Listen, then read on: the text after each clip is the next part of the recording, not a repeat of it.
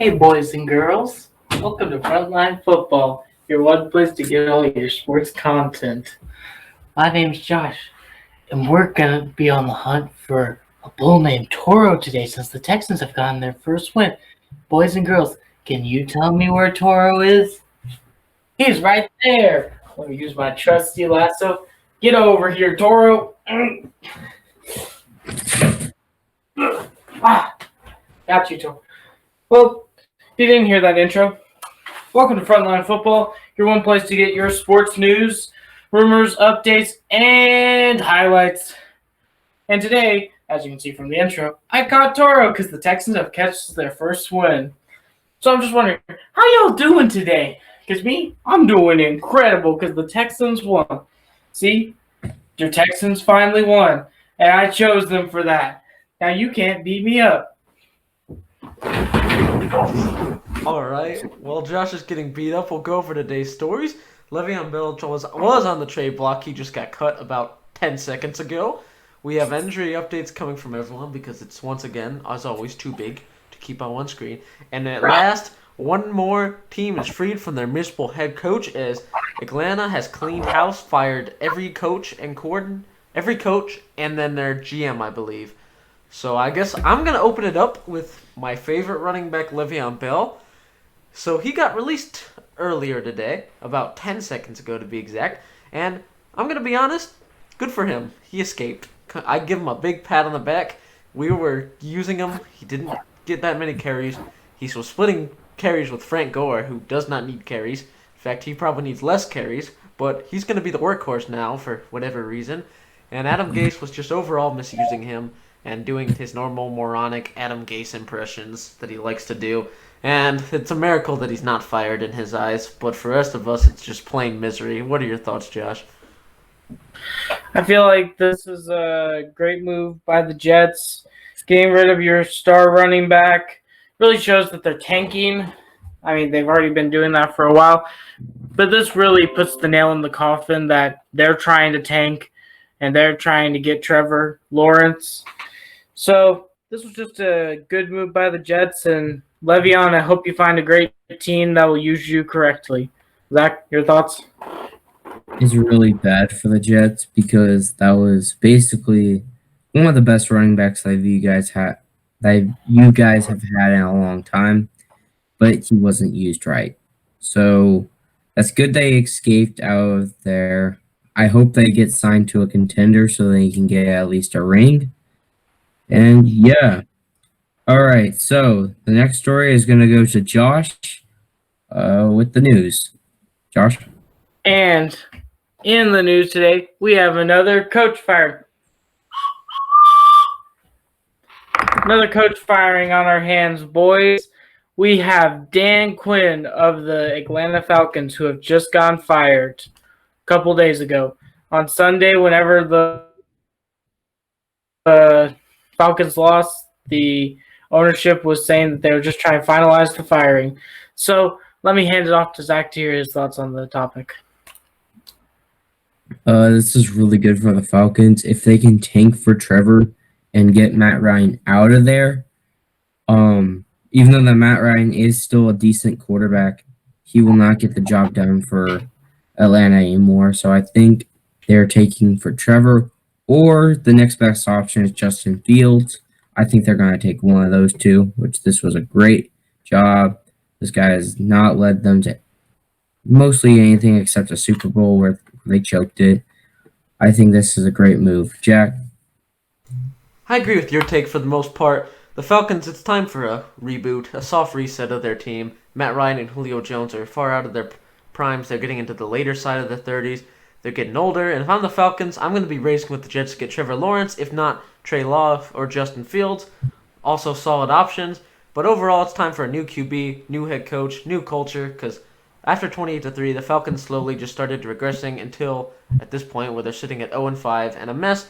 Don't expect much from the Falcons this year. They're not going to impress any longer. They are now in second, tied for first in the Tank Bowl with the Jets and the Giants. All right. So now we're on to. Sorry, Josh. I can say my take. I feel like this was a good firing by the not the Chiefs, the Falcons. Arthur Blank really knows what he's doing here, and they're probably going to be selecting. Jack, is he frozen on your screen? Yes, Josh is completely frozen. I wonder who they were going to be selecting. Probably Trevor Lawrence, but For QB, and Dan Quinn did lead them to that Super Bowl year. So, yeah. we missed like half your take, but Okay, Josh, you were frozen for most of the time. Would you like me to say it again? No. Okay. Okay, you can if you want. Which part froze? all of it. When you're mentioning who they're going to select. Who are they going to select in the draft? They're going to probably select either the North Dakota State guy, Trevor Lawrence, or Justin Fields. Not O'Quinn, thinking of O'Brien. Quinn has not really had a good core to work with since the Super Bowl. Most of his core is 30, so it's good to get some new blood onto the team. Okay, there we go. So the next thing is injury updates. Yay, because players keep getting injured. And it's everyone's favorite quarterback, Dak Prescott. He got hurt. If you saw it or you see Instagram, he's everywhere right now. So, yeah, hope that he gets better. Then the next one's Bernardrick McKinney for the Texans. Then Chandler Jones for the Cardinals, which is basically all the defense. That stinks. John Brown for the Bills.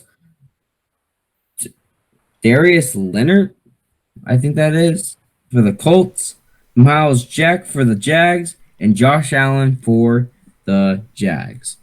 What are your guys' thoughts on any of these guys? Jack? I'd say the two biggest blows are probably, obviously, Dak. Best of luck to him in coming back. Because he was looking like a baller. They just have no defense. And they didn't build a defense, so that was on them. That was their fault. But Dak was looking like an elite quarterback at this point with all those weapons. And I really hope he can get back to his former form. Because he never did get his contract, so that means if he's not coming back, he's going to lose out on a lot of money he could have had as an NFL quarterback that wasn't guaranteed in the tag. Second biggest one for me is Chandler Jones. When you're competing in a division like the NFC West that loves hyper-competitive activity, you got the Rams who look hot, the Seahawks are let Russ cook. This is a huge blow, so it's going to be a big Kyler Murray and the offense is going to have to take even bigger of a step, but I believe in them. What are your thoughts, Josh? Well, just to cover what you said, we hope that Dak gets better here. That didn't look like a great injury that he took. And the next story that I'm going to really cover with that one is Bernardrick McKinney. He's injured for the Texans, yes. He was our leading tackler. But what I feel like from what I saw against the Jaguars, our backup, Terrell Adams, is looking really, really good. I think he got 13 tackles with a tackle for loss in that game. So he's going to be a great replacement for the season. And I feel like Texans fans shouldn't lose hope that they're just going to keep going. And finally, Darius Leonard, that's a huge blow to the Colts season. You don't want to see somebody as big as that go down. So we hope that Dak gets better. And we hope that all those players get better and heal up soon. Especially Chandler Jones. I need him back. All right. Well, do you guys have any closing thoughts? Best wishes to Dak. Ooh. Yep. If you like what you see here, are you guys frozen? No. Nope, you're good. Punch that can. Okay. If you like what you saw here, don't forget to hit that like button, hit that subscribe button, and hit that notification bell. And we hope you have a great day from all of us at Frontline Football, and we hope that you have a blessed day. Also, don't forget to follow the Instagram and the Twitter. Just look to your bottom left of your screen at the Frontline Football live feed. Type that into your phone.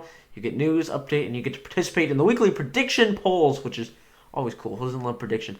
And that is all we have for you today. If there's no closing thoughts, we'll see you guys next week. All right, see ya.